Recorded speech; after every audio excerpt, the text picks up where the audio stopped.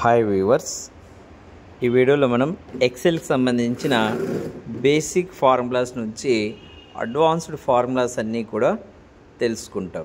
Advance formulas అయిన వీలుక్, హెచ్లుక్, సమ్మిఫ్ functions, అలాగే basic functions some, minimum, average గురించి తెలుసుకుంటాం. మొదటగా కన్కాటినేట్ ఫంక్షన్ గురించి తెలుసుకుందాం. సో ఇక్కడ ఉన్న టూ స్ట్రింగ్స్ని జాయిన్ చేయడానికి కన్కాటినేట్ ఫంక్షన్ని యూజ్ చేస్తాం.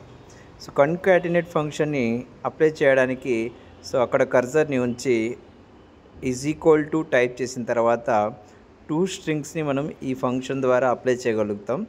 So is equal to concatenate అని టైప్ చేసిన తర్వాత ఫస్ట్ నేమ్ తర్వాత లాస్ట్ నేమ్ అంటే టూ స్ట్రింగ్స్ని ఏ స్ట్రింగ్స్ని అయితే జాయిన్ చేయాలో ఆ టూ స్ట్రింగ్స్ని సెలెక్ట్ చేసి బ్రాకెట్ క్లోజ్ చేస్తాం అండ్ ఎంటర్ ప్రెస్ చేయగానే ఆ టూ స్ట్రింగ్స్ అనేటివి జాయింట్ అయ్యి కనిపిస్తాయి.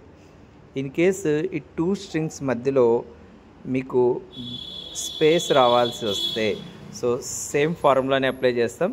కన్కాటినేట్ అని టైప్ చేసి స్ట్రింగ్ 1 సెలెక్ట్ చేస్తాం, కమా డబల్ కొటేషన్లో కొద్దిగా స్పేస్ అప్లై చేసి కమా స్ట్రింగ్ 2ని సెలెక్ట్ చేస్తాం.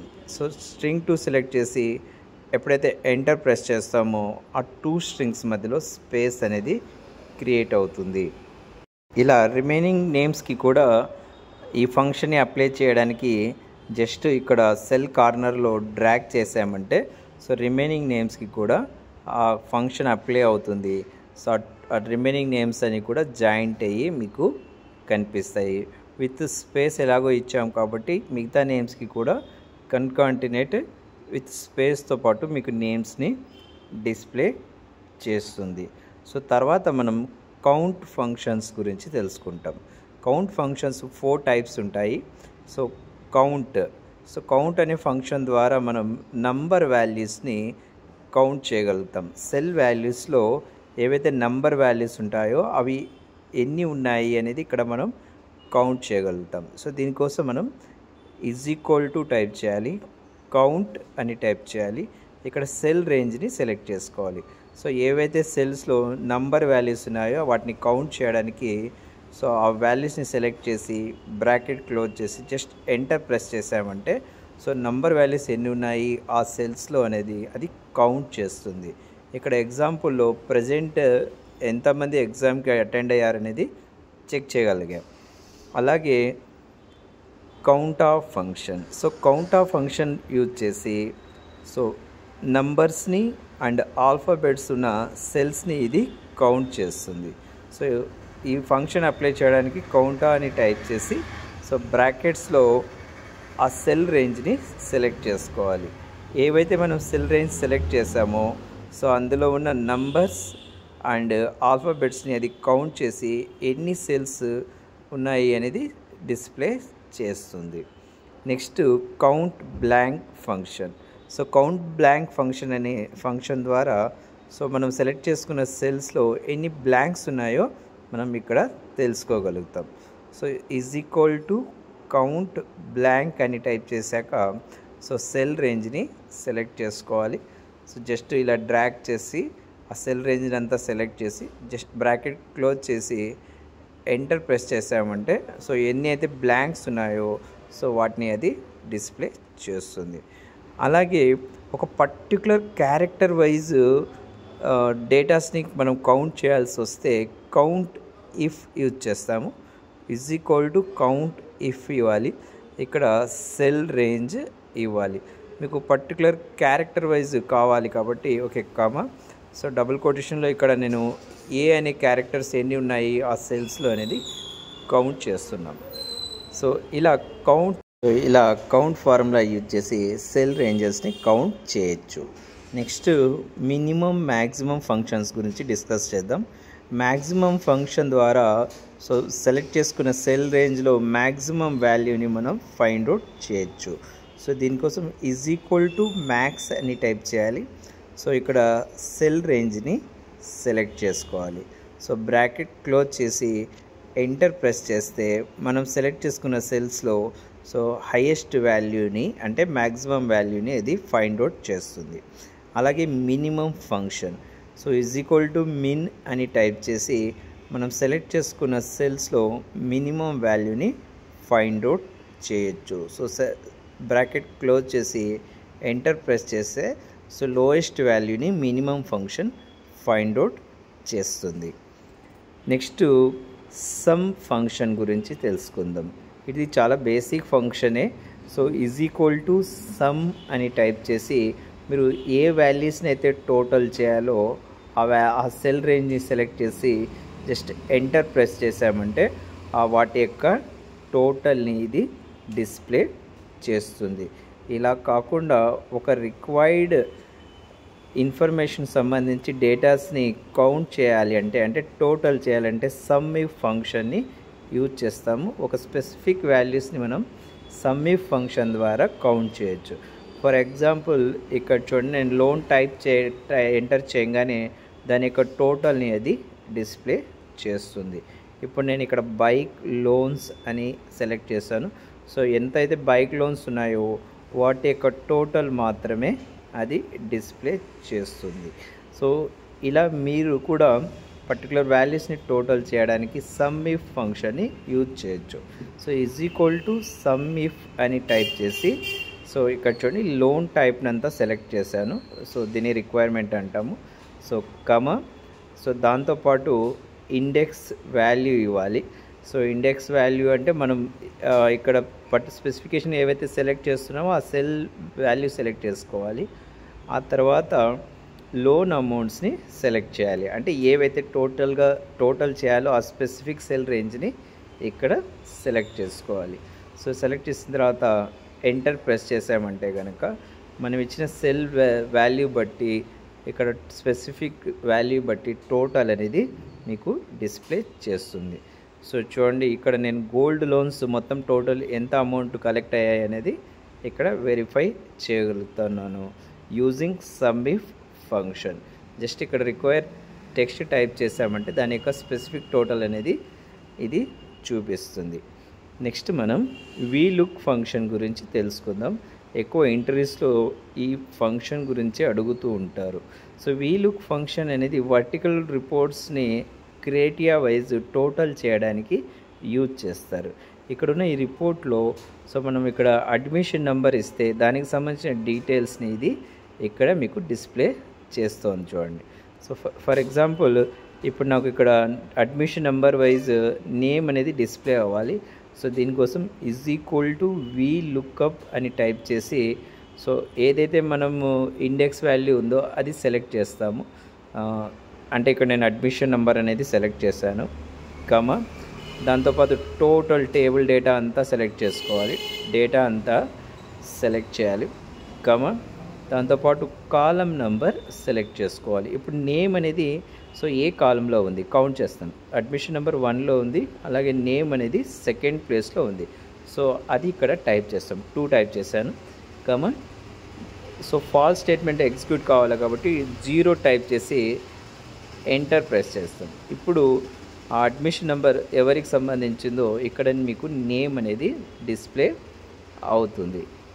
ఇలా రిమైనింగ్ వాటికి కూడా మనం వీలుక్అప్ ఫంక్షన్ని అప్లై చేయొచ్చు. సో ఉన్న దాంట్లోనే మీరు 2, 3, 4 అని ఇచ్చి కూడా అప్లై చేయొచ్చు. బట్ మీకు క్లియర్గా అర్థం అవ్వడానికి నేను ప్రతిదీ చేసి మరీ చూపిస్తున్నాను. సో ఇక్కడ వీలుక్అప్ అని టైప్ చేసి so index number, total data, column number ఇక్కడ చూడండి, కోర్స్ ఫీజు 3 ప్లేస్లో ఉంది, 3 ఇచ్చాను. అలాగే ఇప్పుడు పెయిడ్ ఫీజు కోసం సేమ్ అడ్మిషన్ నెంబర్ సెలెక్ట్ చేశాను, తర్వాత టోటల్ టేబుల్ సెలెక్ట్ చేసాము, సో ఇక్కడ పెయిడ్ ఫీ అనేది 4th ప్లేస్లో ఉంది, 4 టైప్ చేశాను. నెక్స్ట్ డ్యూ ఫీ, సో దీనికోసం కూడా సేమ్ అది ఏ ప్లేస్లో ఉందని చూడండి, 1, 2, 3, 4 5th ప్లేస్లో ఉంది.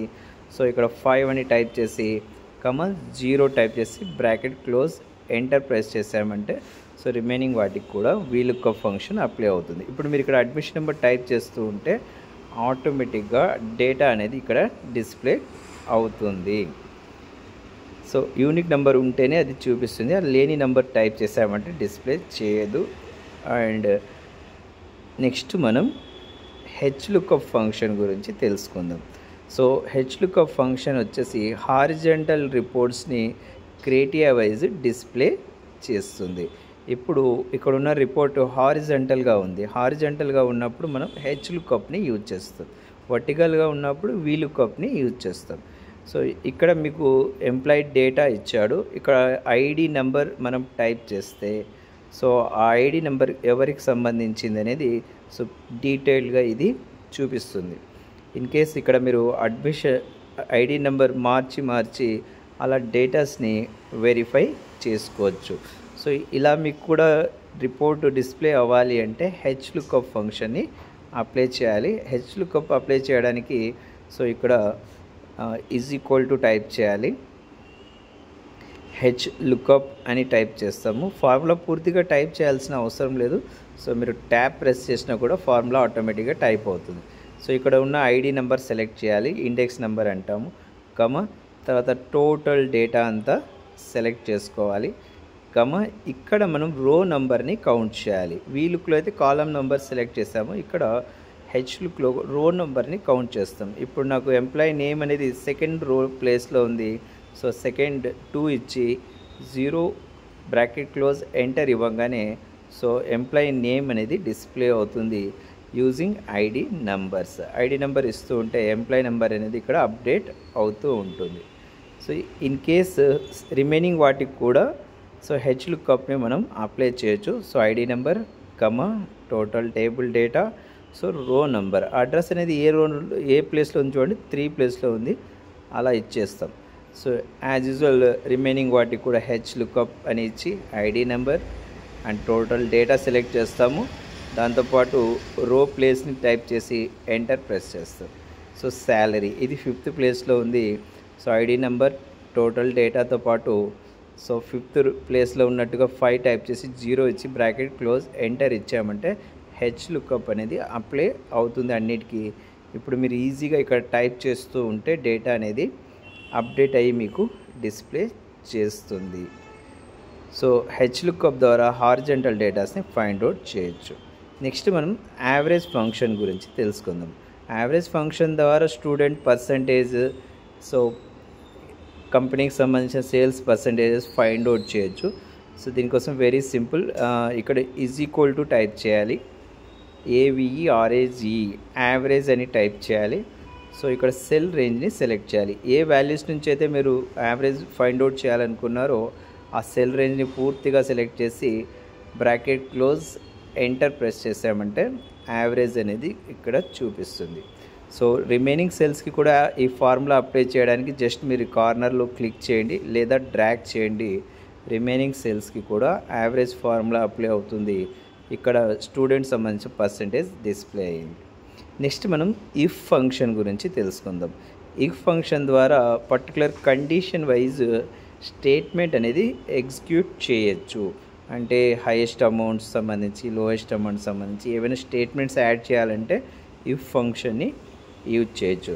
ప్రజెంట్ నేను ఇక్కడ పర్సంటేజ్ బట్టి స్టేట్మెంట్ని ఎగ్జిక్యూట్ చేస్తున్నాను. = ఇఫ్ పర్సంటేజ్ సెలెక్ట్ చేశాను, > 60% ఉంటే ఫస్ట్ క్లాస్ రావాలి, మరి if bracket open percentage cell select చేశాను, > 50,